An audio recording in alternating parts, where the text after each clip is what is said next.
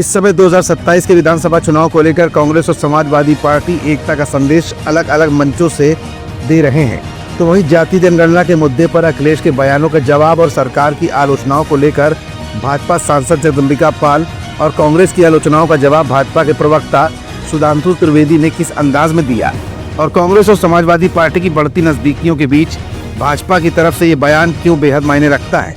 आखिरकार जातीय जनगणना पहले तो ना कराए जाने को लेकर इंडिया गठबंधन भड़क रहा था और जब सरकार ने जातीय जनगणना की घोषणा कर दी तो सरकार की कार्यशैली पर ही तमाम सवाल उठाकर इंडिया गठबंधन 2027 के विधानसभा चुनाव के मद्देनजर जनता को क्या क्या संदेश देना चाहते हैं और इन दोनों कश्मकश के बीच भाजपा के दो बड़े बड़े नेताओं का बयान एक साथ आना क्यों समाजवादी पार्टी और कांग्रेस की नींदें उड़ा रहा है। ये तमाम ऐसे सवाल है जिनका जवाब अपनी आज की इस रिपोर्ट में हम आपको दिखाएंगे भी और बताएंगे भी।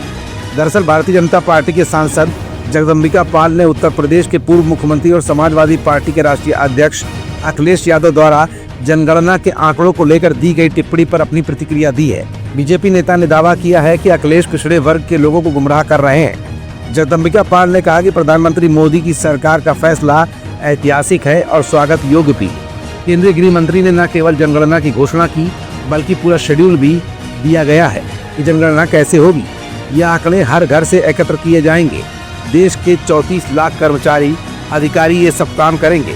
जब इसको लेकर सूचना जारी हो गई है, प्रक्रिया शुरू हो गई है, तो कांग्रेस को लगता है कि उनके पास कोई मुद्दा ही नहीं बचा। उत्तर प्रदेश की स्थित डुमरियागंज से बीजेपी सांसद जगदम्बिका पाल ने आगे कहा, इसलिए मैं चाहे वो जयराम रमेश हो या समाजवादी पार्टी के अखिलेश यादव हो, वो सिर्फ देश के पिछड़े वर्ग को गुमराह करने के लिए कह रहे हैं कि हमें सतर्क रहना होगा, इसमें डाटा छिपाया जा सकता है। वो जो सवाल उठा रहे हैं वो उनकी हताशा है। उधर कांग्रेस की आलोचना करते हुए भाजपा के राष्ट्रीय प्रवक्ता सुधांशु त्रिवेदी ने भी तमाम गंभीर आरोप लगाए हैं।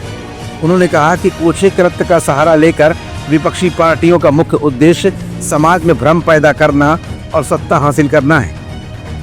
भाजपा प्रवक्ता सुधांशु त्रिवेदी ने आगे कहा कि चूंकि कांग्रेस को अपना उद्देश्य पूरा होता नहीं दिख रहा है, इसलिए वो मिथ्या बातें, छल और झूठ फैलाने पर उतर आई है। फिलहाल भाजपा की तरफ से दो बड़े नेताओं के बयान ने ये साबित कर दिया है कि जनगणना को लेकर विपक्ष की आलोचनाओं के बीच सरकार अब आम जनता को भी ये संदेश देना चाहती है कि जनता की अपील पर ही जातीय जनगणना का फैसला लिया गया है और इस फैसले को बदनाम करने के लिए विपक्षी दल सोची समझी साजिश कर रहे हैं। खबरों से जुड़े रहने के लिए सब्सक्राइब करें हमारा चैनल इंडिया जंक्शन।